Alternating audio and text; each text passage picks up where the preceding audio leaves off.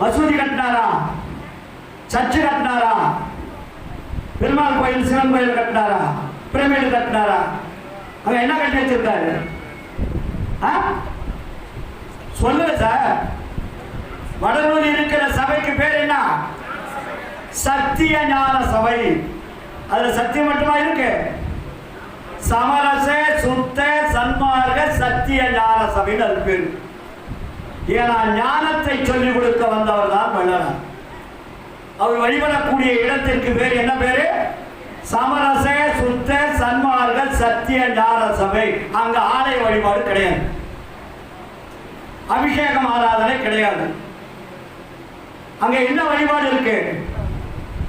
ஒளி வழிபாடு இருக்கு. ஏன் சார் இவ்வளவு பேர் என்னென்னவோ வச்சிருக்காங்க, வள்ளலார் வந்து ஒளி வழிபாட்டை வச்சாரு? அப்படி என்றால் நம்மை அனுப்பியவர்